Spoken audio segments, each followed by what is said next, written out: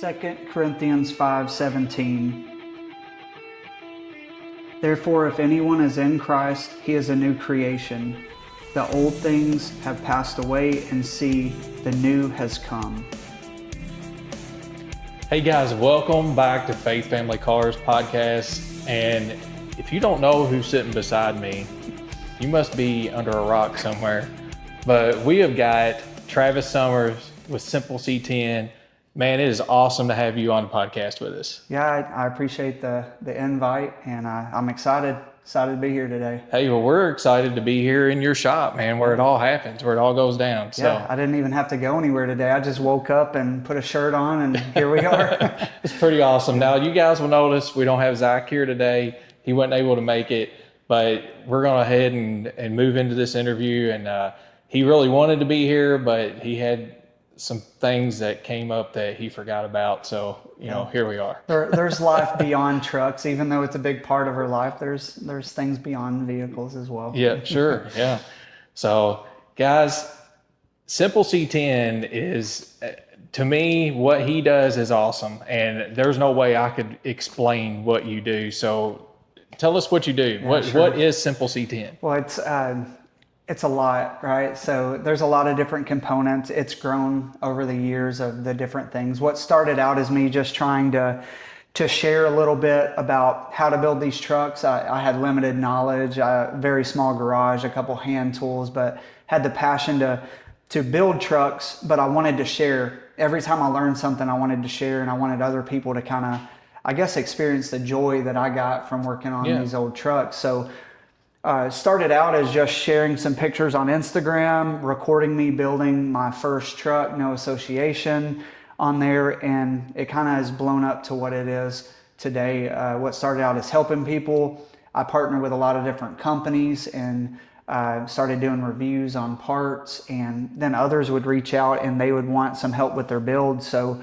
I would kind of help them step by step how to build their truck. And so in a nutshell, Simple C10, the mission and vision is to encourage and empower the C10 community by offering parts, resources, and do-it-yourself videos. Okay.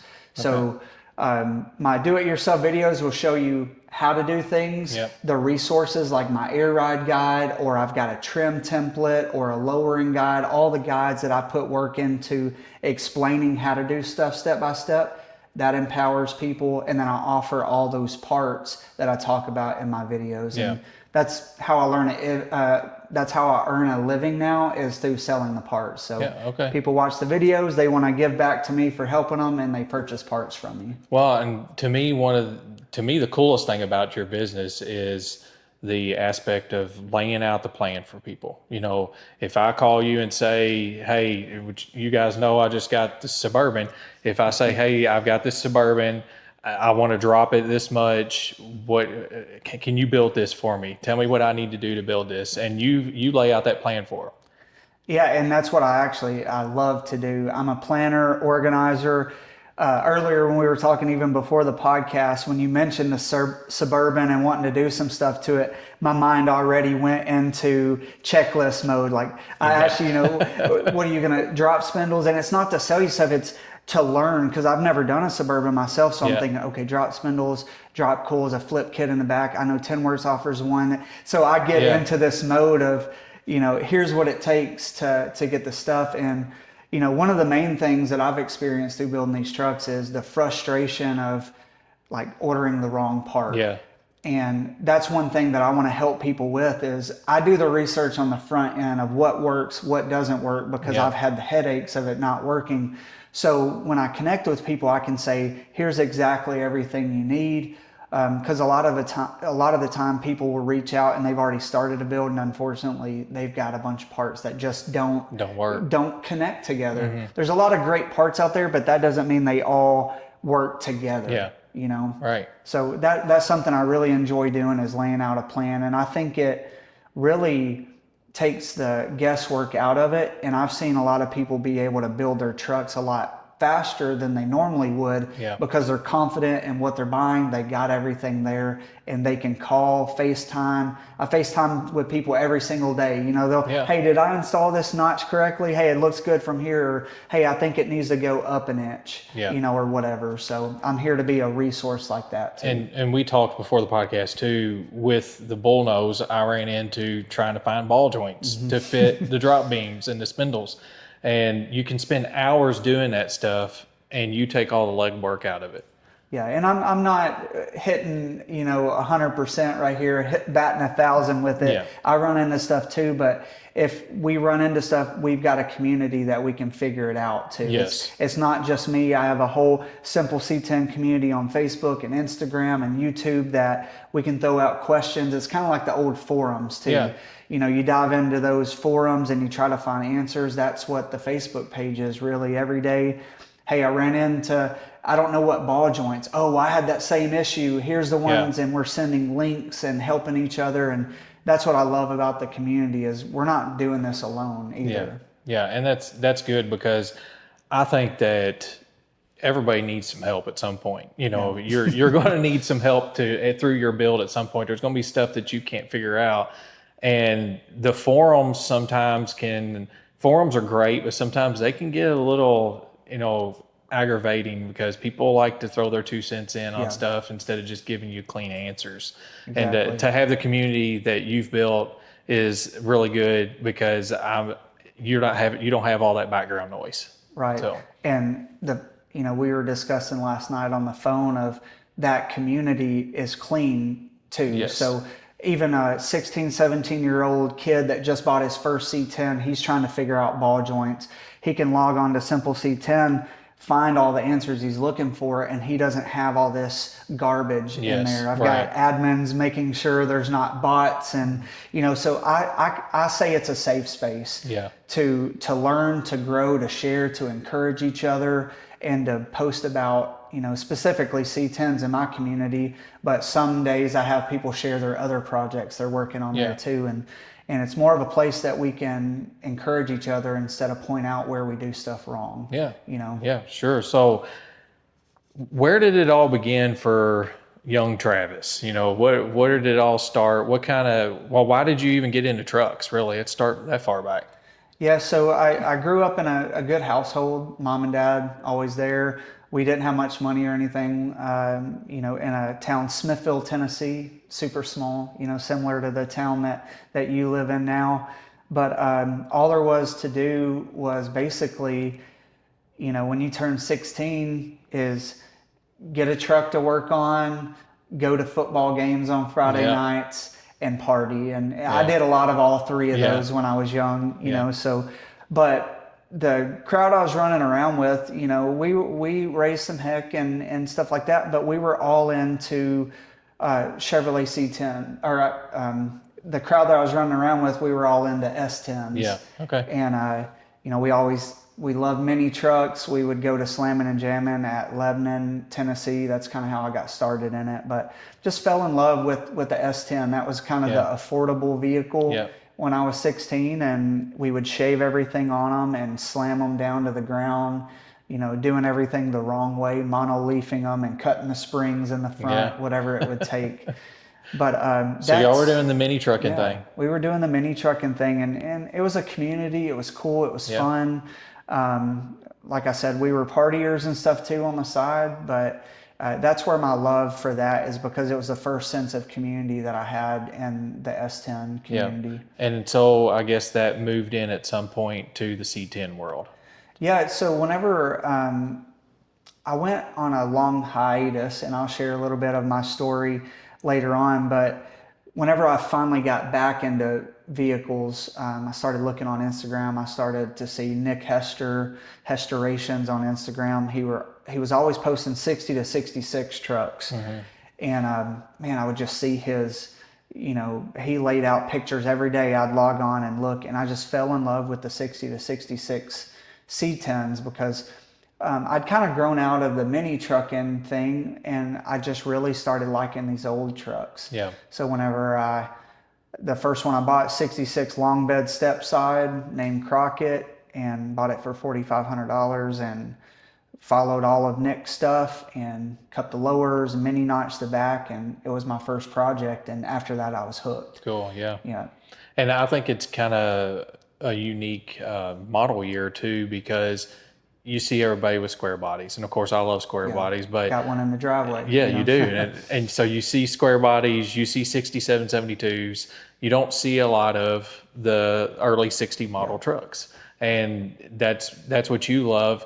I'm not a big fan of like the pig nose front end, Yeah. but I like the single headlight front end. I think that they look really cool. But the 60s had a lot of style. It wasn't just square edges. Yeah. You had a lot of curves, you had a lot of style. Is that what drew you into that style, I or? think so. I can't really even name something specific about it.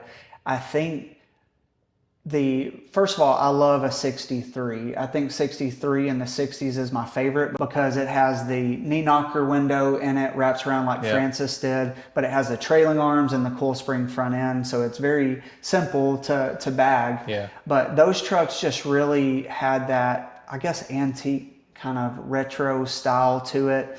My first 3 or 4 trucks I built were all step sides. I really loved the Yeah. step side, but then I longed to do a fleet side, and that's when I got Francis Yeah. on there too. So I don't really know what drew me to it. I think it was just seeing so many of Hester's trucks that I was hooked. I Yeah, you felt liked it. comfortable with it. That was my favorite truck. I knew if I got one, that was going to be it. Yeah, and I mean, I just like the 60s years anyway, even with the F100s. And we're not going to talk about F100s here, but with the F100s, my favorite years are the early 60s up to 67. So from 60, I think it's 62 to 66, which my favorite years is 66. So it's just the body lines. There's just so much. It's more of an art piece to me Absolutely. than after that. When you get into 67 Ford or Chevy, you get into more of a square look, no more rounded fenders, no more lines in the body, it just really, those early 60s models, just, I guess it was the time period. I mean, look at your cars too. Your cars were the same way. Your late 50s into your early 60s had body lines everywhere, they just had, like they were sculpted, and now you look at modern cars and you're like, there's no life at all in them. They're dead. They all look the same.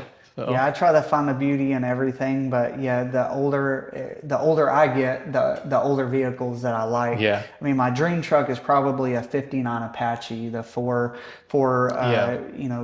headlights in the front, fleet side that has a nice trim that goes in the back. Love those trucks. Those have round tail lights too, didn't they? Yes, yeah, round tail lights. So I'm picturing as you're telling me, I'm thinking about which truck you're talking about. Well, there's one from Low Life that they built that was it's like a pale blue patina truck, and I just absolutely love that truck.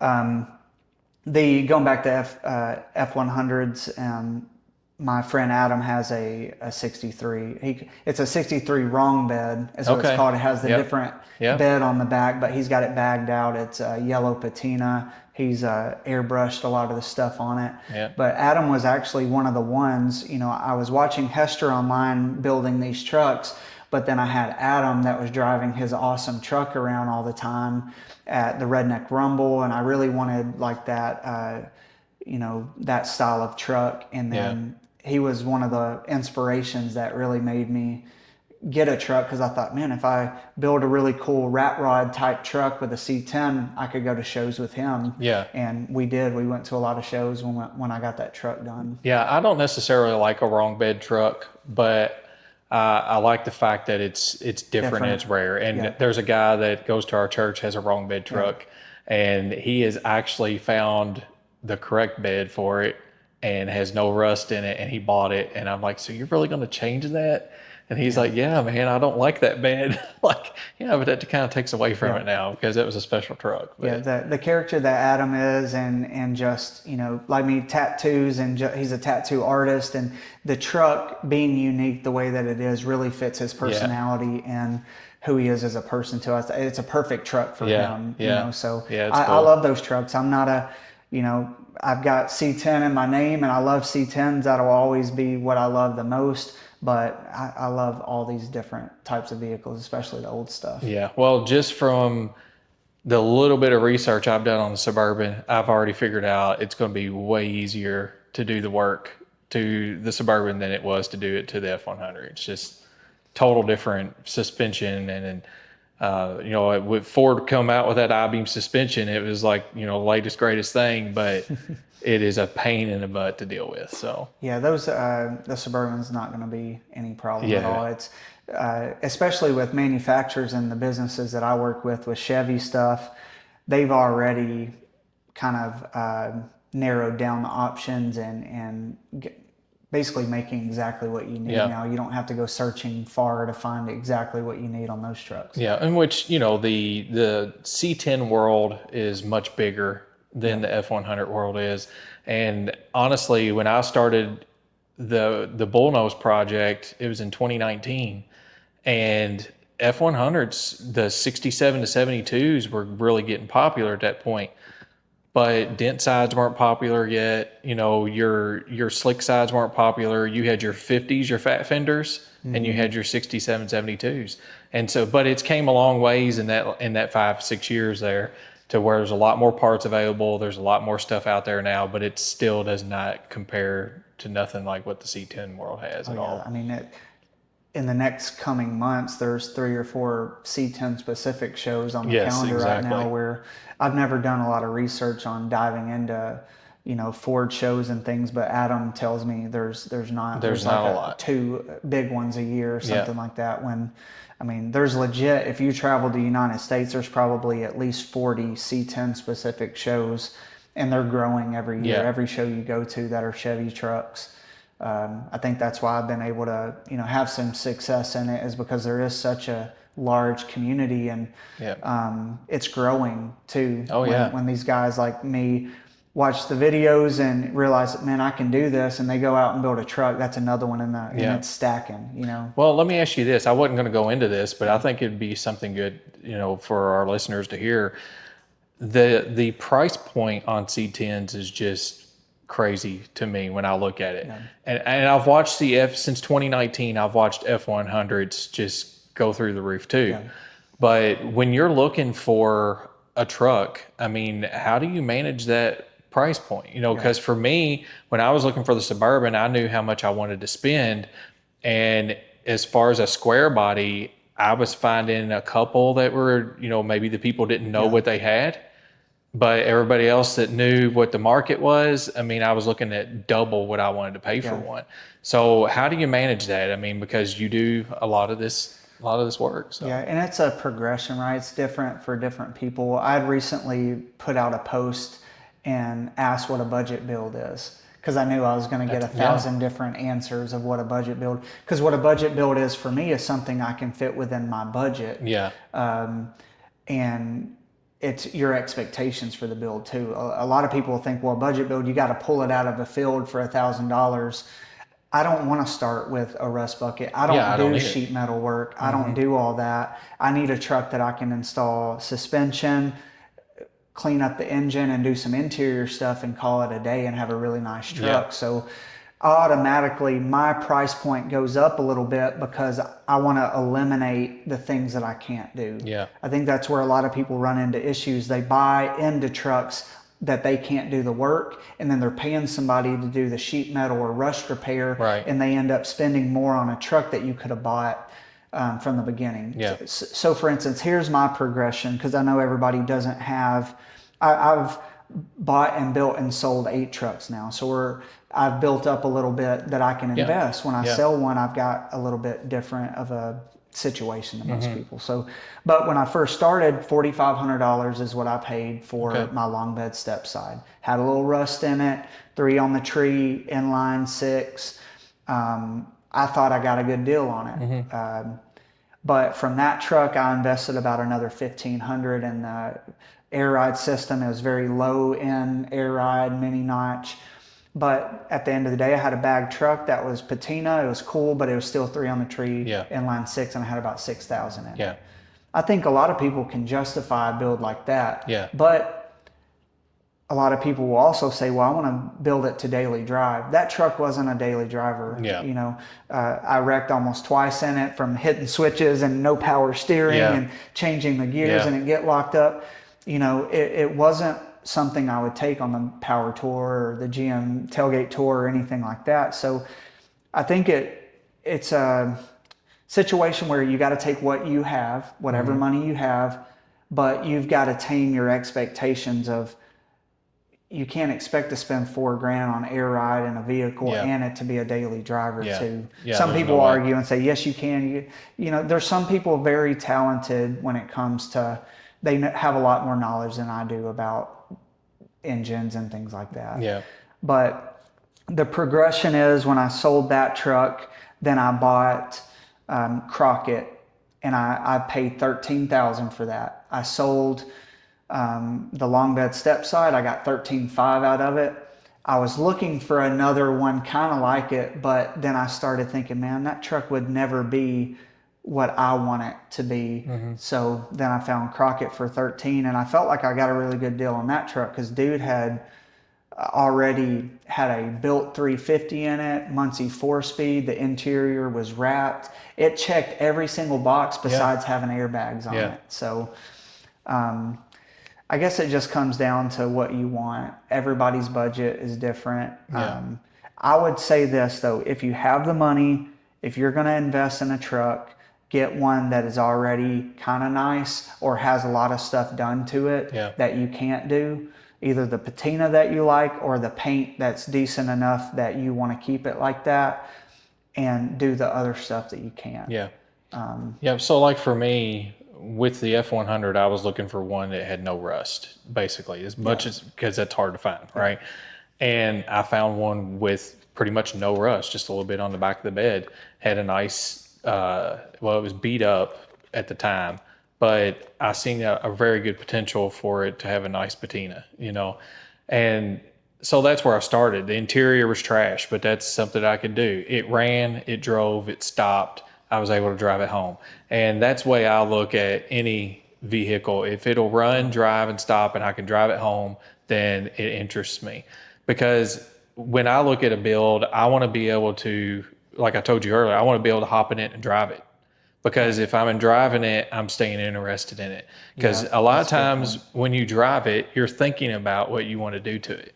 Absolutely. And so that's it for me. Even though it may look like right now the Suburban has 15 exhaust leaks, it's sitting about a mile in the air, and it's got a rust hole in the back that I've got to fix that's that big. Aerodynamic. When I'm driving it, I'm thinking about everything I want to do to it, everything I want to do to it, and so that's where I'm at with it, and that's where my budget's at right now. I can afford to buy one that runs, drives, and stops, but it needs everything done to it. But that I like it, I enjoy doing that. And that's what I did with that truck. That's what I'll do with Suburban. So, but it's just getting more and more expensive to even be able to do that. I don't know how many trucks I looked at that were the same price as what I paid for the Suburban, and they didn't even run, or they needed brakes, or they needed I found a bunch that needed a transmission. And that's where I think it gets harder for guys like me who are just, the hobbyists in my garage, my little garage trying to do this, is trucks are almost priced out of a lot of people's market, You're absolutely of what they are capable of doing, Yeah, that's the discouraging part of it is there's a lot of people that want to get in it, but when they really get deep in it and start planning out, they realize it's a little outside of their scope of what they can do. So that's something, again, that I do is personalized build plans is where, if you can get a truck, if just say your budget isn't very much, just get what you can get that is decent. Right. I do think if it runs and drives, it is a motivating factor because it's like if I finish the air ride on it, I can drive it. Even if it is 3 on the tree, I can at least get out there and enjoy it. I think that's good. Plus, here it's a HOA. I had to have them running and driving so I could move it in the driveway. Right. Thankfully, I have this garage now. I can break it all apart. But for 5 years, I've been hiding beds and cabs behind a privacy fence, So it's like a lot of people will send me a truck, just say Sunny, my 60. I paid $7,000. That's a lot of money. Some people would look at that truck and be like, dude, it barely ran. It's rusty all over. but I didn't see it how it Yeah. was. Right. I saw this is the most solid pig nose truck with a two-tone with the patina. I saw what it could be, Yeah. but probably 7, 8 years ago, it's a $1,500 truck. Right. Yeah, But that's right. you Yep. know, when I started looking for one that I could just get cheap because I put new motors in them, now I do all that. I just needed a body Yeah. that I really loved. Even just a body was very hard to get. So usually people will send me pictures like sunny, it's kind of rough. And even I recently, probably about 3 months ago, I helped put together a 4-year plan for somebody. And I know nobody wants to have a 4-year plan, Sometimes but you do though. I said, dude, in 4 years, how much joy are you going to get over the next 4 years working on this Right. truck? Right. Don't let it just sit there and just rot. I was like, man, just start off. How much do you have? And he said, I think it was $400 a month. It's not a Yeah. lot. I said, well, hey, $400 a month. We'll get your cup blowers for the front. And he's like, I know how to weld, and I got a welder. I was like, well, we'll get your cups and your upper bag brackets. Go ahead and get those in there. And that's half of what you need to do to bag the front. Yeah. And as we were developing this plan for 400, toward the end was the more expensive stuff like the air ride kit. Yeah. I was like, man, you're going to have to save up for about 6 months to get the air ride kit. But just think by that time, you're going to have the bags in the back, the front's cupped. You can be working on your own do-it-yourself kind of raised bed floor with some, you said you had some old barn wood messing around. It doesn't cost you Yeah. anything. Yep. So that was fun. I was like, dude, in 4 years, just imagine the story you get to tell and Yeah. have this Right. truck. So, you Right. know, we're a world of like we want instant Right. gratification. Exactly right. I'm guilty of it too. Yeah. I'm Amazon fanboy. A lot of these truck parts I can have next day, Yeah. but it's like sometimes the good things in life you have to work and just plan for and wait. Well, You and know, that's for me, I'm very impatient. And so yeah, that's why me I was too. telling you earlier, I try to keep it drivable. Yeah, So I plan my projects to where it's only down for a few weeks so I can be back driving it again because it keeps me motivated, keeps me wanting to do more to it. And maybe there's some guys out there that are like that too, but if you want to build, what this guy's wanting to build on his budget and you're okay with it taking that kind of yeah, time, then that's what you do, and at some point I will have a project that I do that yeah, with, but I'll still have another one over here that I yeah, can drive all the time, that's maybe not necessarily completely done, but I want to do this big project. I'm going to do it. And that's going to be my shop truck. That's kind of what the F100's become. It's yeah, a shop truck.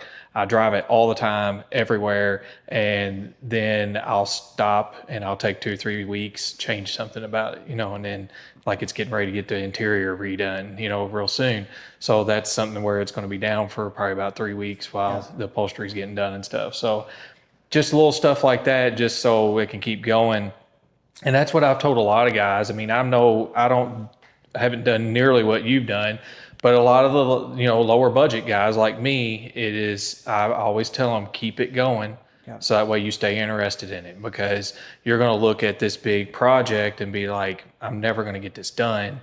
And you're going to struggle to stay interested and eventually quit on it. So just keep rolling with it. And because again, we're very impatient. We're a microwave society. We want it right now. yeah. So Well, that's why I always encourage people to make a list. You saw the yes, board that I have yeah, on the back. Every build I've ever done, you see on my videos, it's a checklist from the beginning. yeah, Plus, I love to plan out stuff and make sure I order everything, but it keeps the momentum going. yeah, Because if even there's days that I'm like, man, I only have 3 hours this week. When I've only been doing this since October full time. Before that, it was 2 hours here, 3 hours there, whatever. yeah. But Whatever I you would can look at get. that list and be like, what can I accomplish in 3 hours and check it off the list. And man, when I check something, it was just that momentum, staying busy, making progress all the time.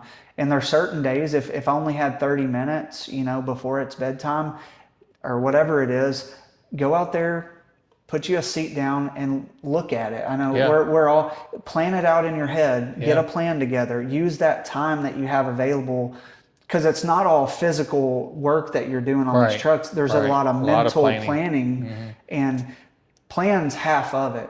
If you don't have a good plan, you're buying parts, you're installing on there, and you're causing yourself work. Right. And I mean, we learn from our mistakes, of course, but if you can eliminate some of those, it's you get your truck done Right. faster too. So And I've always had the want to do a bagged vehicle. I don't know if it'll be any of my trucks. I was you keep telling, hanging out with me. maybe it will be. I was actually telling you about the Pinto I'm working on, and I just wanted to do a very budget friendly, just something to make it look a little better. You know, for right now, I'm going to take it to Ford Fest here in a couple, or in a little over a month. And I just want to do something simple with it. So, but I don't know if you've seen Dirthead Dave on his I don't think YouTube. so. Okay, on his YouTube channel, he had a Mustang 2 that he backed. And I'm like, now that would be cool to do to the Pinto, but I'm not right. I'm not at that budget point with that Yeah. car, because that car is one that I'm probably going to turn around and sell at some point pretty soon. But I just want to do something simple with it, make it cool for a little bit. But that's something I've always wanted to do. I had a Falcon for a while, and me and Zach I've went seen around some of and around those, with the yeah. Falcon. Like, man, we should bag this thing. Those look great on air. Yeah, for they sure. do. And so I went around one of these days. I'm going to bag something. So maybe it'll be a C10. We'll see. Yeah. So. Hey, I got you.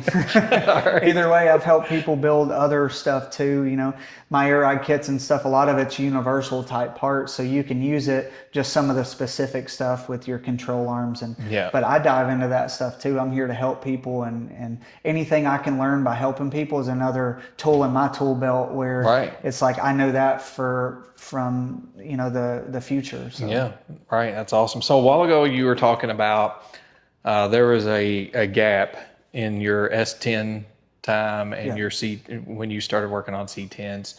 Why don't you move into your story? Yeah. Tell us, about Travis the Kid and how your life and your story come about. Yeah, for sure. So I tell people, like, I share my testimony a lot and everything like that, but what I'm about to share isn't just who I am now.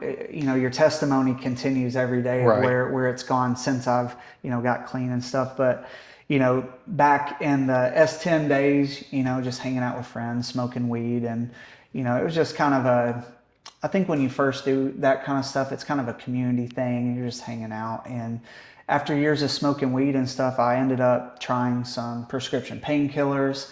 I've always kind of been a loner. It's weird. People don't know that about me. They see me in the C10 community, but Yeah. I've always kind of been a loner and just rather just be to myself sometimes. But that's dangerous with drugs and things. So Right. I would do Right. pills and I would smoke weed and just spend a lot of time by myself. Really, it's kind of sad when I look back. It's like, Yeah.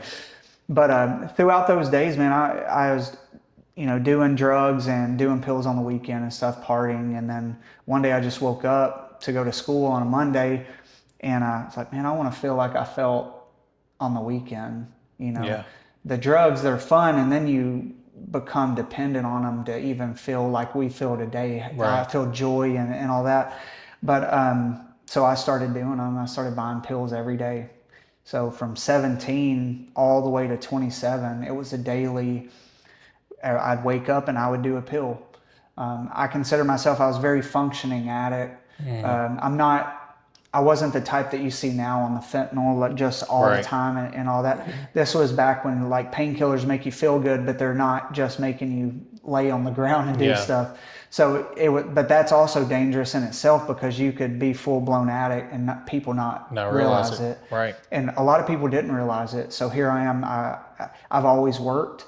I'm working, but I'm full blown addicted. And if I don't have a pill that morning, people could see it. I would always tell people that I had the flu or something. I was sick. Yeah. Man, golly, Yeah. but I'm cold sweating, and my friends knew, and I could Right. see it in my other friends and stuff too. We were all, sick, but living that life for 10 years, being functioning and never really, I never really got in trouble or anything like that. And eventually I sold a pill to what I thought was a friend Yeah. at the time. Sold a pill to him, and about 6 months later, I get a knock on the door, and it's this guy I went to high school with. His name was Robert Patrick. He was a policeman, Okay. you know, in his police thing. I'm on the phone with a girl and all this, and he goes, I'm here to serve you with a warrant. And I was like, hung up the phone, and I'm like, what? You know, what's Yeah. going on? And he arrested me that day, arrested me for sale and delivery of a Schedule II substance. And I didn't even know what any of that Yeah. meant at the Right. time. I was like, well, what? I do a lot of different drugs. And so, what are you talking about? I'm not a drug dealer. I just do drugs. You know what I Yeah. mean? But come to find out, I got in trouble for selling a Suboxone, which people that are in the drug world, they know that is a pill to get you off of other pills. So a druggie will abuse anything and everything that they can, even if Right. it's supposed to be used for good, will find a way to use it for evil. I was hooked to Suboxone for many years. It was just enough to make me functioning, but I was full blown addicted. So in that jail cell that night, man, I was just thinking so much. I was in the drunk tank with this other dude Yeah. that was tripping out on meth, and he's like, man, can I borrow your blanket? And I was like, dude, am I going to be that guy? Yeah. You know, if Yeah. I keep doing what I'm doing, I'm going to be that guy begging for a blanket, tripping out on meth. And Yeah. I wasn't there yet, but it's just a matter of time before Right. you're there. So I think looking back now, I realize that was God giving me a glimpse of this is who you could be. Mm-hmm. And I remember closing my eyes, and I wasn't a full blown believer at that time, but it's the South. I knew of Jesus. And I said at times that I'd given my life to him at church camp or whatever, but I never really fully, I said it with my mouth, but none of my actions Yeah. lined up with it. It was never So really in your heart. absolutely not. I believed just because all my other friends did, and raised my hands all because they did, and just Yeah. trying to fit in. So did you grow up But in church? I just occasionally, my grandmother took Okay. me to church, to old Baptist church, like 3 times. I think I was baptized every time I went. She was just trying to, make sure to get the sin off of this boy, Right. but Right. that was when I was young, and went to church camp a couple times because the girl I was dating. And Yeah. it's like I had That happens this, a lot. surface level, like I understood that a little bit about it, but I didn't even know that Jesus was the Son of God and God. I Right. was very confused about what Yeah. Christianity was and all that. But anyway, back to that jail cell of, I remember closing my eyes and praying. I was like, God, all right, I've got myself in a mess. First time I've ever been held accountable for all these terrible decisions that I've made. And man, just thinking through, and I remember closing my eyes and praying, and I just felt like I saw another path, kind of like you Mm-hmm. see a fork in the road when you're Yeah. driving. The one road led to this dude and that kind of future, and one road led to something that felt better. I felt peace. I didn't know exactly what that looked like at the time, but I knew I wanted it. Yeah. So I got home that night and prayed for hours just in my bed. Withdrawal was already starting to kick in, and I'm just desperate for change. And having family members that struggle with that in the past and seeing their reoccurring cycles, Right. I just remember praying to God, like, I don't want to keep doing this. It was my wake up call, and I just realized that I didn't want that for the rest of my Yeah. life. Gave my life to Jesus that night, not even really understanding what that meant yet. But Right. I was like, God, if you're real, I need you, and I'll do whatever you want me to do. If you get me through this, I'll glorify you in everything that I do. I'm just these ultimatums with Right. God, just Yeah. I'll do everything, God. And it's like, I see a lot of people do that, but it was genuinely in my heart, like that's what I wanted. And I felt like I had an encounter with God that night. I felt his presence overwhelmingly to the point where it almost scared me. I got under the That's covers awesome. of like, Yeah. this is real. It Yeah. gives me goosebumps now because I never thought it was real, but it was real. It was like God Yeah. let me know he was there. So man, it didn't stop there though. God didn't just zap the withdrawal from me and everything. Then it was literal, just a tough time for weeks. 3 weeks went by. I maybe slept 3 or 4 hours, cold sweat. I was changing. I don't want to go into all the details, but it was hard, man. It was the hardest thing I ever went through. And that's one of the main reasons I'll never go back is the heartache you start to realize what all the decisions you've made under the influence, how I was treating women, how I was treating family. Just, it was not the person Yeah. that I am. And you didn't really realize it because your mind was really fogged. And You know, I was you getting didn't know high that's every what you were day. doing. Yeah. When drug addicts are basically, man, I don't want to classify all drug addicts in a box. Let me rephrase that. I was a very selfish person while I was using. Yeah. All I cared about was making sure I was high and I felt good, and everybody else, if they, I wouldn't consider myself a bad person as far as like I wasn't out stealing a bunch of stuff from people or hurting people. Um, a moral addict, I guess you would Yeah. say. But when it comes down to it, I would do whatever it took to get high. Yeah. And most people that I have talked to have said the same thing. Yeah. You know, that it's exactly the same. I mean, Yeah. they do whatever it takes to get high, but they weren't going to hurt anybody. You know, I mean, Yeah. they were a good person for the most part. Yeah. They were just an addict. But I think even 10 years being addicted and being functioning addict and all that, I just don't think I was to that point yet. Right. I think I never got so desperate that I would hold a gun up to somebody Yes. and rob them. Yeah. But how far do you have to go? I was also not doing meth and stuff like that. So, man, when you get that far out of your mind, you're liable to do anything if Right. you're desperate. Right. And I've seen it. My friends, what I thought we were just hang out and do pills and stuff like that. I've seen them now in prison doing some stuff that I'm like, I know that's not them inside. I feel like they're a good person and have treated me well all my life. But when you get on the wrong type of drugs, you're Yeah. liable to do anything. So Yeah. it's dangerous, man. But after that, this is the good part of the story, though. After going through withdrawal for multiple weeks, praying every day, I kind of shared with you, I was reading an old King James version. I had no idea. I got into Genesis and I was reading the begots. If you've ever read Genesis, Right. that's just the lineage. I didn't know, like, what is Yeah. all this begot? It's basically just proving the lineage of Jesus. Right. But when I got to that, I'm like, what is all this stuff? I realized I needed, to dive a little deeper into this. Yeah. But God provided a way. I was flipping channels at 3:00 in the morning, and this show popped up called the Bible Series. A lot of Yeah. people, it's blown up now, but Yeah. at the time it had just started. They were playing reruns of it, and hour and a half episodes. And literally, this is no joke. I was flipping channels, and I saw it said, "In the beginning, God created." And I was like, "Oh man!" So I was sucked into the show. Yeah.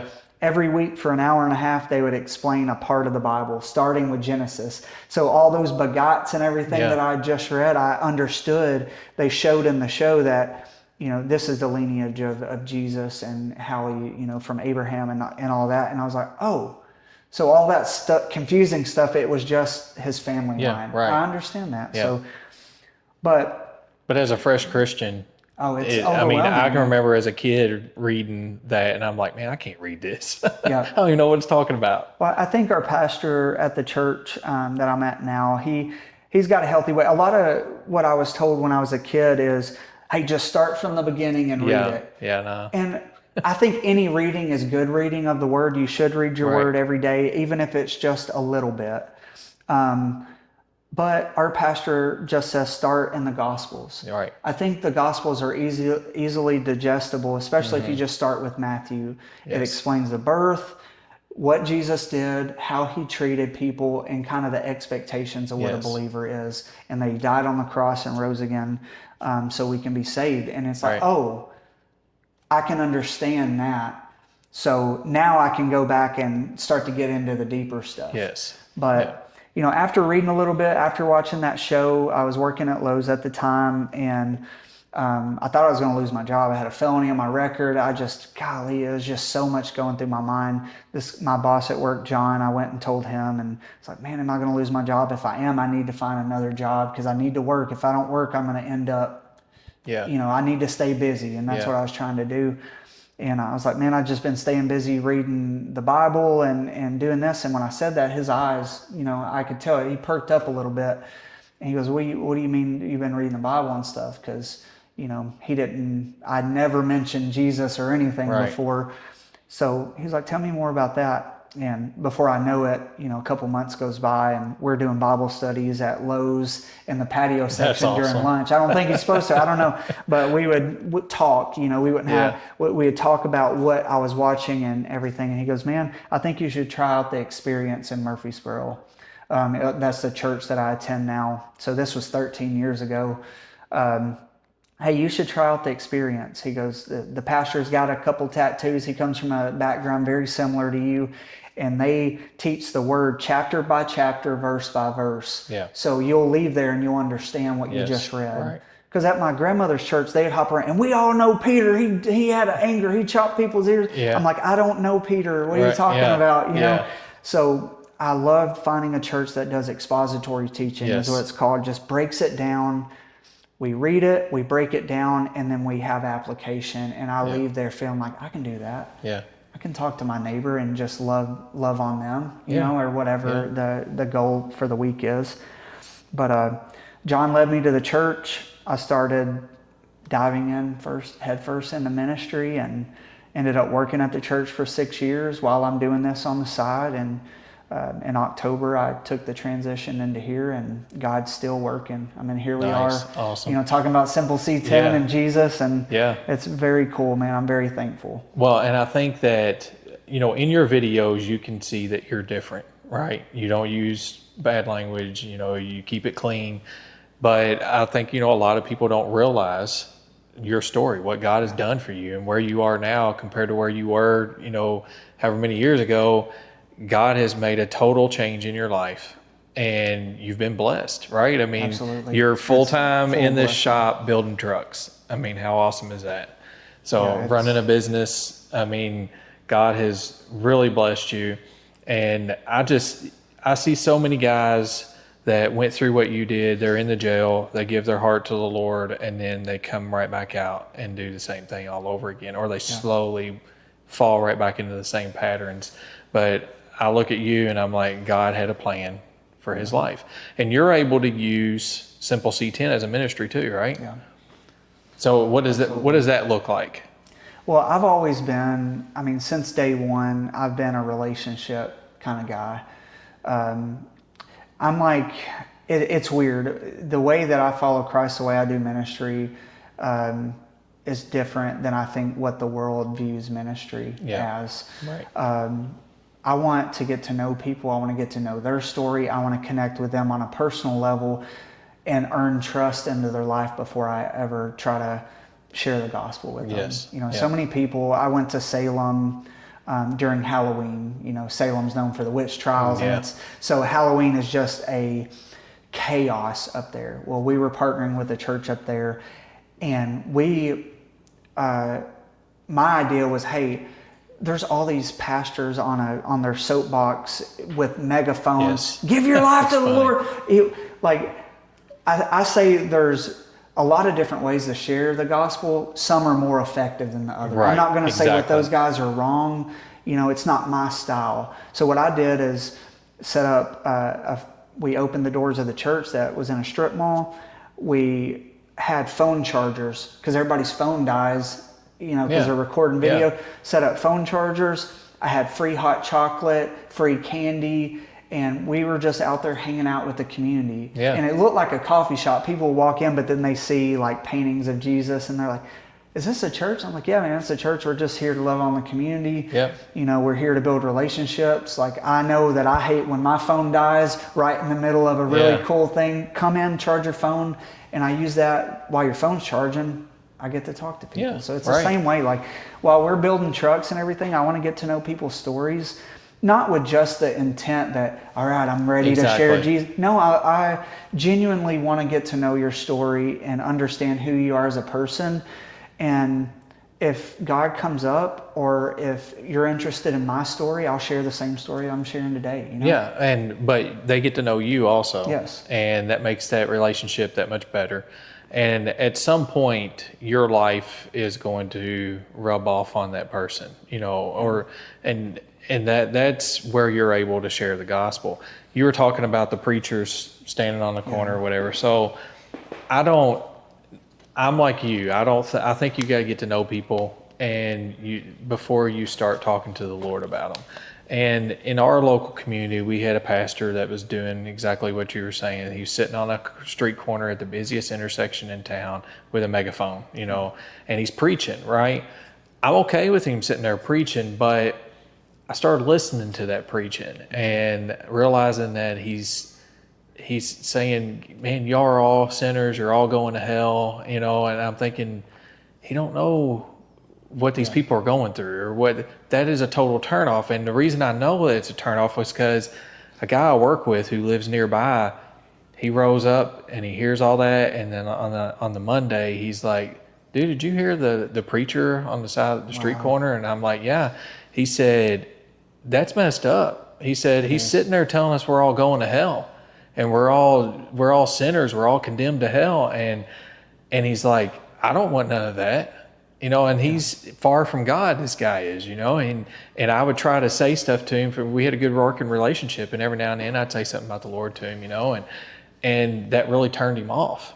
And we have to be careful on how we approach people, because just like him, man, he was turned off from that, and he still doesn't know the Lord, and it's just, I think that the approach of, let me get to know you, let me learn more about your life, your story, and becoming their friend, and then being able to share the gospel through conversation is the best approach. Look at, Jesus would stop and he would teach. He didn't sit there and condemn everybody to hell. I mean, yeah, there was times where he got pretty tough. And that was to the religious people, though. That wasn't exactly to the Gentiles. Yes, the Gentiles. He was telling his story. He was telling them that God loves them, and that's what we need to do. We need to tell people how much God loves them and draw them in that way, rather than just bashing on them. From the beginning. So I love. Whenever I try to figure out what I'm going to do, you go into the Word, and just like you said, how did Jesus share the gospel?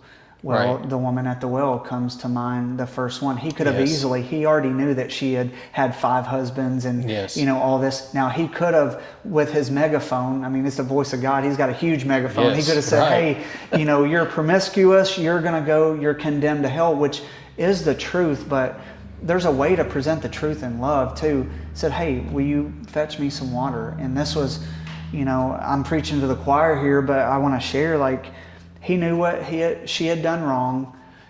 Talking to a Gentile woman in public was known to be like a no-no. So he's countercultural in the way that he is presenting the gospel, but he loves her so much to say, I don't care what the world says. I'm going to get to know this lady, but I call it crossing the bridge. We can build a relationship with somebody forever, but if we never cross that bridge to be able to share the story, then that's where we're not doing what we're called to. Right. So Jesus took that time to get to know her, but looked for that opportunity to say, hey, I know what you've been doing, but you can be forgiven of that, and presents her with the gospel right there. So that's the hard part, though. We can love people. Man, this is a terrible phrase, but our pastor used to use it. He's kind of like straightforward sometimes. He goes, we can love people straight to hell. Right. So, man, that's a hard thing. I can love you so much, but not love you enough to ever say Jesus is the only way to heaven. That I've loved you so much, we've built a relationship, but I've never shared Jesus with you, and you never know. And that's the hard part, because it is hard to bring up Jesus with people and not seem like the person that they have in their mind. Yeah, who sometimes is that person on the street. Right, but I think when you earn respect with people, when they know that's not your character, that's why I feel comfortable sharing Jesus with people, because it's like, I've been trying to get to know you forever. I've helped you with your build and all this, and I've not... No, you call me, hey, I need trucks for that. Do you know Jesus? Yeah, bro, I'm going to help you with your truck and get to know you. And then if you want to know my story, let's talk about it. Yeah. But so, John 3:17 says, Jesus says, I didn't come into the world to condemn the world. Yeah. He came into the world to give us life, and to give us salvation and eternal life with him, and be heirs to the kingdom of God, and that's not... I think sometimes it's delivered the wrong way, and you turn a lot of people away that way. And I think what you're doing is a great thing. And I hope that's kind of what we're doing when people see us out, doing the same thing. I kind of talked to you about that last night, that we're making friendships, we're creating opportunities at some point to be able to share the gospel. I think there's a lot of people out there preaching the gospel. I don't think there's a lot just living it out. Yes. You know what I mean? So I'm not perfect. None of us are. But when I make a mistake, I admit it. I ask for forgiveness, Right. Not just from God, but from the person that I feel like I hurt. Yep. And when I go to bed at night, I feel peace with it. Right. And if I can live it out and love people and them know I'm a Christian, and I may be the only Christian in their whole little friend bubble, and I hope I'm the only, I don't hope I'm the only Christian, but I hope that I'm accepted into a community of non-Christians because I'm not that Christian Right. guy, you know what That's I mean? right. Yeah. And again, I don't knock people for their way that they're presenting the gospel, but I just think some ways are beneficial and some aren't. Yeah. And the scripture tells us to live in the world, but not of the world. Mm-hmm. So, we can go and have fun with our trucks. We can hang out with anybody and everybody. We don't have to live the same lifestyle they live. But being in these environments at these shows and working one-on-one with people like you do, and that gives these opportunities for them to see a difference in our life. There's been people that I know, family members that I know, that people have seen a difference in their life, and that's why they were attracted to them. And then in the end, they end up giving their heart to the Lord when they find out why that person's so different. Yeah. Is because they serve the Lord. No, I love it. If we're not out here in the truck community or car community, trying to love on people, who is? That's right. There's a lot of people will say, well, that car community, there's just a lot of drinking and a lot of bad stuff going on. We need to stay away from that. And I understand, me 3 months clean from drugs doesn't need to go into that situation because I'm asking to mess up. Mm-hmm. And a lot of these people that are on fire for Jesus at the very beginning, they need to be careful about going into environments that may. Right. But here I am, 13 years. I will go into anything. Yeah. Our pastor says, don't be isolated from the world, but be insulated by the Holy Spirit and go into the world. I've got the Holy Spirit. I can go into any of these. I can go back to the trap house I used to buy dope from and preach the gospel and not feel, the draw to use again, because I have more joy and I'm fulfilled more now than any drug that ever did. I've got bad days where I'm sore, I'm going on 40 now, when I roll under these old trucks. There's days that I'm like, golly, but it's like I still feel better than I felt those weeks and months of withdrawal and just the peace and stuff that I feel from that. So I enjoy being able to go places that other people don't want to go. Because really I feel like that's more my people. I feel like I relate more to the car community people that are rough around the edges than I do the button up suit tie wearing Christian people. And I don't judge them, and I don't either way, but I'm a downtown, small town guy, and all through high school, I couldn't wait to get out of my small town because they're a bunch of hicks and rednecks. Yeah. And what I realized, that's who I am too. And I long to go back into those types of communities because I'm not trying to be somebody I'm not. I'm trying to be who God's created me to be, and be thankful for what I got and just continue to empower others. You know? Well, one of the cool ministries that you had told me about was the hot dog ministry. I thought that was pretty cool. So, you all stood outside of bars when they were closing and people were coming out and feeding them hot dogs, right? Yeah, that was the first ministry I was ever a part of. I remember after being about 8 months clean, I was careful. My mentor in my life at the time told me, hey, don't get too involved. Just learn, live it out, get into the Word, be involved in community before you start to go out and do stuff. So I listened to that, but after about 8 months, I remember being in the church during worship, hands raised, praying, God, where do you want me? I've given my life. I feel like a new creation. Where do you want me? And I sat down, and the first announcement on the slide was, hey guys, we need volunteers for bar ministry is what it's called. We give out free hot dogs at midnight on Friday nights, every Friday night, to people leaving the bars to sober them up. We're not there to bullhorn we're there to, here's a hot dog, what's your name? Yeah. Hey, to sober people up so they don't crash and die on the way home. Yep. But as they're eating a hot dog and drinking a soda, we get opportunity. Hey, why are y'all out here?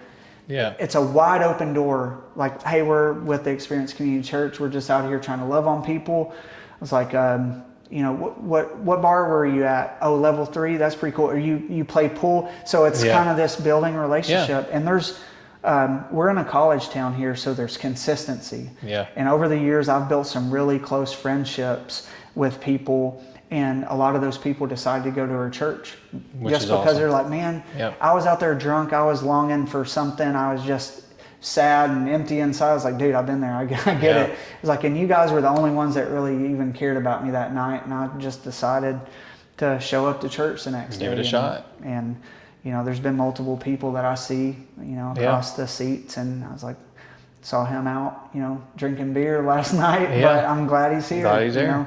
I think community outreach is a huge benefit to be able to bring people into church and where they can hear a gospel message, right? And at our church, that's one of the things that drew me in is how involved in the community that they are.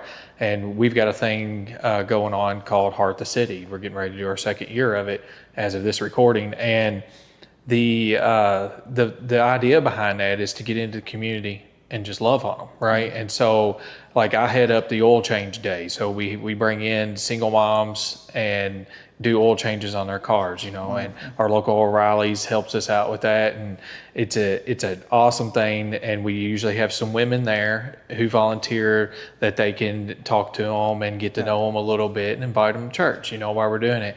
Then they do this party in the park. Our city park, they go and they sit up games and booths and stuff, and they have people from all over the city come in. They have free food. They have food trucks set up, but then they have free food too.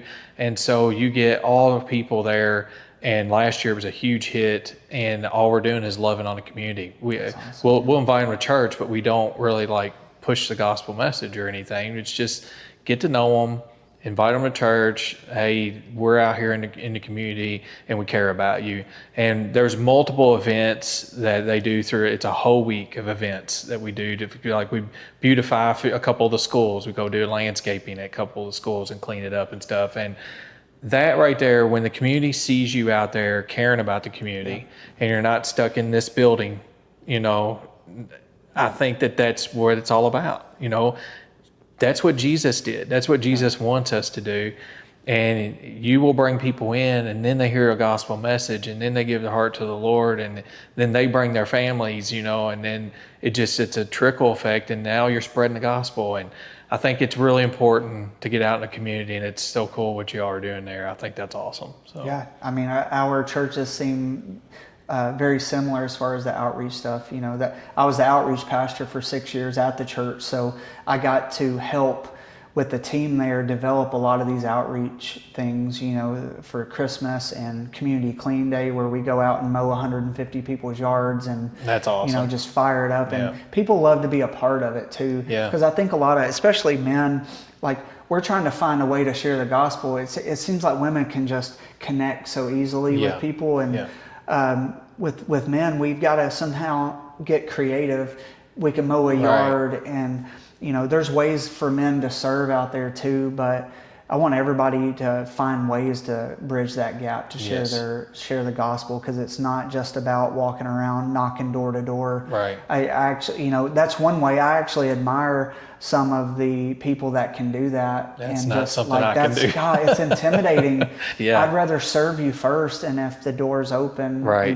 because if you serve somebody, they'll be a little bit more willing to listen to what you have to say. And I think it's all about presentation and stuff too. But if you're listening to this and you're involved in church, or you want to give back and connect with people, I think the best way is just to find a place to serve in your church. Exactly. Find a way, even if it's your neighbor, maybe just start out and bake some cookies and go to your 3 neighbors and just say, hey, we just randomly made cookies, and we just want to say thank you guys. You are awesome neighbors. Yeah. You're always looking after a house on vacation or whatever Yeah. it is. But find simple ways to share the gospel, to build relationships, and let God do the rest. Right. You know. Yeah. And again, it starts with serving in your local church. Yep. You know, you start there and then it'll expand. It really Absolutely. will. So, and that's, you know, why we're doing what we're doing. We started serving in the church, and I said, Lord, I want to do more. I want to be outside these walls too. And now here we are sitting here with you talking about cool trucks and Jesus. Yeah. So That's awesome. pretty awesome. But let's go back a little bit and talk about some of what you got going on right now in the shop. I know we've got the truck beside me here, but you've been working a lot on Lucky lately. Yep. And guys, if y'all don't know who Lucky is this awesome green C10 that's bagged, and it just come back from paint not long ago. That's right. The truck is, look, I'm one of the guys that was on there when you started drilling the holes in the side of it, like, what is he doing? Tell us a little bit about that truck. Yeah, so Lucky, I bought that from Stan Morlock. He was the guy that bought Flash for me. He's a good friend. I had sold my other truck, and he had just shot me a text message with a picture of this nice painted green truck. And man, as soon as I saw the truck, I fell in love. Yeah. It's like, golly, you know, I started asking him, does it have drop spindles? And it was just checking every box, 350, you know, painted interior already. I was like, okay. You know, it was a little bit more expensive than, you know, what I was wanting, but I was like, man, all I have to do is put wheels, bags, and clean up the interior. Yeah. So it was exactly what I was looking for at the time. Bought the truck. I was still finishing up on Francis when I first bought it, so it sat in the driveway for probably another 6 months, but that gave me time to plan it. Yeah, you know? right. But Lucky was beautiful. 66 Chevrolet C10 fleet side. When I bought it, it didn't have any of the trim. You mentioned drilling the holes. Yeah. From the beginning, I knew I wanted trim. It just sets these trucks apart, I think. And you mentioned that in your overview of the truck. You did a video, kind of gave an overview of everything you did to it. You mentioned all the guys that were messaging you saying, what are you doing? And I was one of those like, oh no, what's he doing? Because that truck, the paint looked good on it. Yeah. It looked good when you got it. Yeah, it was a 50 footer. So, you know, it did look really good, even when I got it finished bagging. But as soon as you opened up the door jambs were a different color. Okay. When you popped the hood, paint was flaking under the hood. So I think with everything shut, it looked perfect. Yeah. But when I took the bed off, around everywhere that wasn't where you can spray the paint was a different color. Right. So when I finally started to get a vision of it sitting in here the way it was, I said, man, this truck is too nice to not have door jambs painted. And I started to understand I want to go all the way with this. Yeah. That's when I connected with Dale Taylor at Taylor's Colors. I go to church with him. He does top end SEMA quality paint jobs, and I just kind of put a feeler out. What's this going to cost me? You know, because I ain't got a ton. You know, I've had a little bit of money where I just sold Francis, and that helped me kind of push me over the edge of, at first I just wanted to fix a couple spots, but after we walked around the truck and everything, he goes, you know, I can fix the flaking stuff and everything, but man, really, if you're going to do jams and do behind, let's just paint the whole thing. Yeah. Because the bed was a little wavy, and it just... Right. And I said, all right, let's roll with it. And I'm so glad I did, even though it cost. You know, anybody that's painted a vehicle recently, they know it's expensive. But I really wanted to see what this truck looked like, and it's special. Yeah. And this truck is special. Everything has come together with it. The trim just looks awesome. The wheels, the blacked out small block with the Holly stuff. I love that. The interior, I put the AC on it recently. The factory style Willwood disc brake calipers, the budget Willwood is what I call it, you know.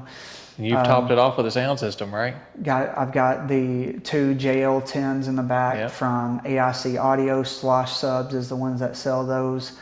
They hooked me up with a box, and I installed it. It's the first truck since high school I had a system in. Yeah. And it's cool, you know. What kind of music do you like listen to on it? Man, I listen to everything on it. I'm really, I'm a big metal fan as far as music goes. You've been right up Zach's alley there. He loves metal. I love a lot of Christian, even metal too, but you know, I grew up on Deftones and that kind of music, Tool and A Perfect Circle, all those kind of almost blasphemous bands now, but that's what I grew up on. I still enjoy that music. But on a big sound system, I had to go back and play some of that old school rap on Yeah, it to hear of the course. bass. And I was like, oh, now I realize why the lyrics are rough, you know? Yeah. When you was a So, kid, you didn't even yeah, pay attention from to the a kid, I'd lyrics. blast it right by my parents, and it's talking Yeah. this crazy stuff. But you know, I listen to that in private. Yeah. But no, I listen to all kinds of music. I enjoy some country now. Yeah. You know, not a lot of the modern type country. I think my dad listened to a lot of the, you know, Garth Brooks, Brooks and Dunn, that kind of stuff. I jam out to that. Oh yeah, I don't like the modern country. I'm into the There's 80s, some. I 90s. mean, I sound like a fanboy. I listen to Yeah. some, you know, Morgan Wallen and stuff like that. But Yeah. I think some of his stuff, you know, sounds. Some of his songs are like old school country, Yeah. but I don't know. I listen to everything. I'm a fan of music. I think music definitely, you know, puts you in an environment in Yeah. these. But Oh, it does. I jam out with that. Got a Snowden seat in there. Snowden did a great job on it. The green houndstooth in the front, vintage air, Yeah. Dakota digital gauges, the RTX to look like the old school gauges. I pretty much checked every box on this. ACC carpet, you know, and I'm still adding on little Right. stuff. Yeah. Next step, I may have Armadillo Fab, A2 Fab, make a lower dash vent system that's out of sheet metal instead of a plastic one they have that has a little mount for my airlift 4P mount Okay. and stuff. So Yeah. now I'm getting to piddle with the little Yeah. things. The little things. And button it up, and I've taken it to a few shows. I won top 3 at the GM Truck I saw Fair. that. Yeah. Best GM truck at one of the local shows here. You know, not a trophy chaser, but man, when you get one, it's pretty cool. It's a you good know, looking truck. especially, you know, I'm sitting beside some $500,000 builds from top end shops, and here I am. I've built this truck in my garage with no heat and air over there. This was before this shop, and just grinded away. You've seen the recap, people that have watched it since day one. Man, I'm just a dude out here messing around in his garage. Right. And to win something compared to these top end shops, man, it means a lot to me. Yeah. It's you know? it's humbling. Isn't Oh it? gosh, man, you know, I've come a long way with building, and try to get better every day. Yeah. Yeah, nice. So, looking at all of your builds, the one that I like the best, and I think part of it's just the look of it, the Steelies with the dog dishes and the patina that's on the show, and that's Francis. Yeah. So, well, tell me a little bit about that truck, because Yeah. I haven't really dove into that truck much. I've just looked at it and been like, man, that's the one. If I had all those trucks lined up, that's the one I would pick. Francis was a special truck. So if you go back and watch the Francis build, it's called the community built truck. So the idea around that truck was the whole community is going to come together and benefit from this build through the partners that I have. All the videos of bagging it, LS swapping it, all that will encourage and empower the community. That's my vision. But then I'll benefit because a lot of the partners for that truck sent me parts to do videos for an exchange. But then also the partners benefit because I'm displaying their parts and showing people how to install them. So it's this community built trucks is like I guess a phrase of mine, because that's what I want. I want everybody to benefit from every one of these builds. The companies, me, and the community benefit from them. But I named the truck Francis because Bar Ministry, one of my volunteers was Tyler Francis. That was his last name. One of my closest friends, he was an older gentleman. He was 55. He served with me at Bar Ministry, was just the most humble and loving and caring guy. He passed away just about a year before that truck. But we talked trucks all the time. That's when I was first getting in it. And he always wanted like C10, and he was into the bags and stuff like that. But he just loved these. So I named the truck Francis after him. And the vision for this truck was kind of going back to what I said. I love 63s. Yeah. So I'd done 4 step sides. I wanted to do a fleet side. So, man, I had a lot of boxes to check for a truck I was looking for. I wanted a 63 fleet side, you know, knee knocker, patina truck. That was the things. And that's hard to find. Yeah. One of my buddies, Hot Rod Jim, sent me a link. I saw this truck, but it was in Texas, and at that time I'd never transported anything. So I said, well, you know, I want to go look at it. So I just I think I didn't even save it on Facebook Marketplace. But then Hot Rod Jim, he sent me the link. He goes, here, this is your truck. This is your next build. I was like, man, it's so far away. He sent me a number to a transporter. He goes, this guy, he'll bring you the truck. And I was like, he was eliminating every excuse that I had. Yeah. I reached out to the dude. He was an Elvis impersonator, the dude that Really? owned the truck. So I looked at his Facebook, because I Facebook stalk everybody if I'm buying a truck. Is this a scammer? Sure. That's You what I got do. to now. You just have to. It's not really stalking, but you've got to, man, I'm about to wire this dude $7,000. Yeah. So it's like, but we talked, he FaceTimed me. That's a big green flag. Yeah. FaceTime me, got under the truck, did all the things. It was on a lift. He showed me all the bad spots and sent me all his information. I felt really comfortable, bought the truck from him, had it transport. Got here, it was a little rougher around some of the spots, but I loved the truck. Yeah. Then started planning it. I knew this was going to be my LS swap truck from the beginning. I didn't care. It ran, but I was like, I'm LS swapping it.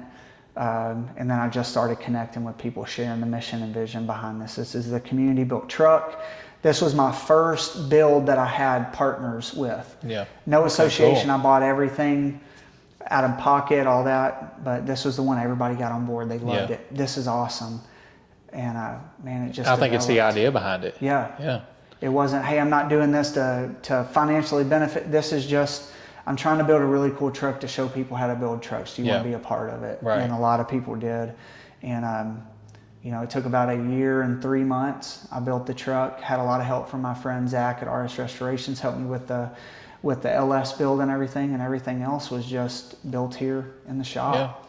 Yeah. So do you prefer, I know Lucky's got a small block 350 in it, right? Mm-hmm. Do you prefer to go the old school small block 350 route, or do you prefer the LS route? Francis is the only LS truck I had, but man, that truck would just fire up, and I trusted it to go anywhere. Yeah. I put 3,000 miles on that truck in a matter of 6 months or something like that. Yeah. Like I was on the road with it. Not saying a small block can't do that, but Crockett, my first small block truck, it had a slight overheating issue at times in traffic, and it just kind of almost gave me, I tried a million things to cool it down, ended up blowing up that truck, and that's how I met Zach. But so I had kind of a negative idea of small blocks from that truck. Then I did this LS and it never got above 210, just no issues. It was super easy to do. It's not a high horsepower. But then I did Lucky. Lucky already has small block in it. And from the beginning I said, well, I just did an LS swap. I'm not doing another LS swap. Yeah. I'll clean up the block, put a little cam in it, and put a sniper on it. And we'll try this small block thing again. I love the small block in Lucky. And the sniper makes a difference. The sniper it's a sniper 2, so they did some upgrades from it. I had a sniper 1 on Crockett. But fires right up, it runs good. I've already put 500 or 600 miles on it. I've only had it back a month, so I'm driving the heck out of it. A lot of people think it's a trailer queen because I got it painted. Yeah, I paid to get it painted, but I'm driving. I'm driving. That's what they're meant to do. I'm doing it. Right. So I'll trailer it to big shows because you got to remember, I'm bringing merch, parts, all that stuff. So it doesn't make sense. I can't load all that in Lucky. In the back of it, this one, though, I'm building to be able to throw the same way I did Francis, everything in the back of it and haul it everywhere. Yeah. But that truck has kind of, I guess, built confidence back in the small block. Yeah. Sounds great. I think a small block sounds better than an LS all day long. That's got Flowmaster 40s on it. I thought that's what was on it. It's just, oh gosh, like it. Francis had MagnaFlows on it. That's what Jason Venata had recommended. He had it, but I just thought it had too much of a racy kind of. It wasn't old school. But I like that old school sound. Flowmaster 40s. I put those on everything just because I love the sound of them. I may put them on this LS now to see what it sounds like because I just love the chop to it. Yeah, that's what I've bought the full exhaust system for the Suburban already, and it's got 40s going on it. So. I don't know. I heard one at a car show once. I was like, hey, what do you have? They said, man, just old school Flowmaster 40s. I got them at O'Reilly's or whatever. And I'm like, I'm going to try those on the next one. And I love it. I think it sounds, in the cab with the sound deadening and everything in there, even with the exhaust with turn downs before the rear wheel, it's not so loud that it's Right. annoying either. Yeah, that's why I like But 'em. idle, it's perfect. Yeah. So I love it. That truck, for a small block truck, I would drive it anywhere. I am going back with LS with this truck. I've got it on the stand here, just because I felt like I didn't go into enough depth with my last LS build. Okay. I learned a lot with the first one. This will have an Aces jackpot system. So I'm trying to show people how to do a fully bolt-on LS swap. Yeah. I bought a crate long block from Summit for $3,800. I'm bolting on the jackpot system with all the Delmo retro small block parts. So it's basically anybody could buy this list of parts, bolt it together on an engine stand, and drop it in their Drop it truck right in. and Okay. be done. No internals, because I don't. Eventually, I'll get to the point where I'm doing cams and stuff. Yeah. But I don't know if you mentioned the name. The name of this truck, Sunny. yes, And that's Sunny. what we keep referring to when he was talking about this Yeah. build and the LS going in Yep. it. Yeah. The Sunny, the 60. Sunny the 60. Pig nose. Yeah. Fleet side patina truck. It's going to be special. It's got a nice patina on it. Thank you. Very nice I patina love on it. it. So Got a big Detroit steelies on there with. I've got some patina hubcaps going on there. On the videos, if you're not familiar with them, I did a complete budget 60 to 62 frame. It's different. I've got all the videos to do it budget, but I'm also ripped all that budget stuff off, and I partnered with Porterbuilt, and we did a drop member in the front and a whole back half. This thing will lay that body on the ground. right. So nice. it's gonna be sick. It is. It is. So tell everybody, if they don't know how to find you, where to find you at, your website, and how to get in contact with you. Absolutely. So I'm very active on Facebook. You can find the Facebook page, Simple C10, on Facebook, on Instagram, on YouTube, on TikTok, all the things. I'm not as active on TikTok as I should be. I guess I'm getting older. I'm not either. But the website is simpleC10.co. That is the main hub. From simpleC10.co, it will lead you everywhere. So if you just land on my website, I've got links to my air ride guide that shows you step by step for every year model C10. Yep. I've got a lowering guide on there now, a trim template where I was drilling those holes. I recorded that whole thing so people know where to drill the holes. LS swap guide is on there. And all the parts that I talk about on the videos are on that website. All right. And that's one thing that I really like is you have templates for stuff. Yeah. I think that that's really cool. So that helps out guys a whole lot. Absolutely. Right there. If you guys are watching this right now, today is our 1 year anniversary for the podcast. And so Congratulations. you got to come on our 1 year anniversary podcast, and I planned that specifically. I wanted that to happen. And so guys, we appreciate all that you all have done over the past year. I'm gonna have a hard time not getting emotional here because it has been a awesome ride. All the guys that have come on, guys just like Travis, and they have tried to help us grow this thing. And your guys' support, you guys buying merch from us, helping to build this thing up and to share the word and to talk about cool cars and trucks, man. It has been an awesome year. And God has worked so much through this. And it has been, I'm so emotional right now just thinking about how good he's been to us to get this thing going.